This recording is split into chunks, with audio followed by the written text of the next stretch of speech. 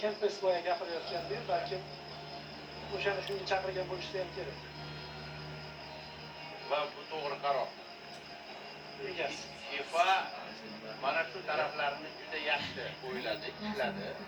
Qoyil qolish kerak. Mana Jaki Pakina va Donald Trump taqdirlash marosimida ishtirok etishdi.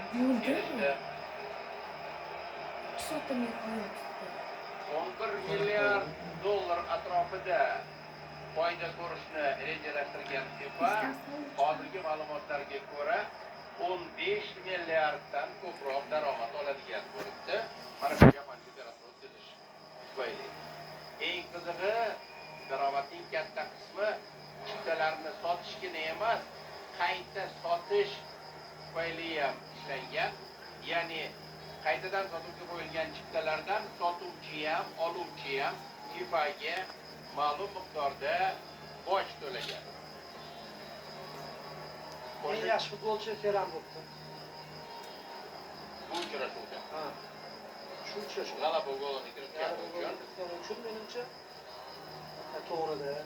Agar Nico Williams kiritgan gol inobatga olinganda, uni eng yaxshi o'yinchi deysan. Men eng yaxshi o'yinchi deb Emiliano Martinezni ko'rsatgan bo'lardim. Shu daqiqalargacha olib keldi baribir. To'g'ri, bu zarbani qaytarish juda ham qiyin edi. Nihoyat sahnagacha yetib kelishdi. E'tibor bering, nafaqat Donald Trump, balki Meksika va Kanada rahbarlari ham taqdirlash marosimida ishtirok etishyapti. Mezbonlar. Eslatib o'taylik, bu jahon chempionati bir yo'la 3 ta davlatda o'tkazildi. Ilk marotaba Meksikada Azteca stadionida dastlabki uchrashuv o'tkazildi, keyin Kanada qo'shildi, keyin FIFA will now present the commemorative medals to the match officials. bugungi uchrashuvni yuksak saviyada o'tkazgan hakamlar brigadasi esdalik medallarni qabul qilib olish uchun chiqib kelishyapti. Slavka Vinčić, Tomaš Lasnik va Andras Kovačić Sloveniyadan, Adham Mahatmeh va Muhammad Al-Qalab Iordaniyadan. Hakamlarga e'tiroz kam.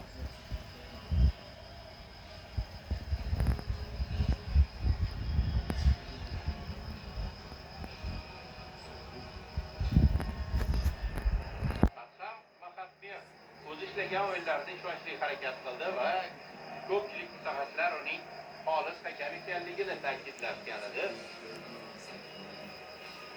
Ya'ni bu ham Argentinani finalga chiqqaniga o'xshaydi. Vinčić boshida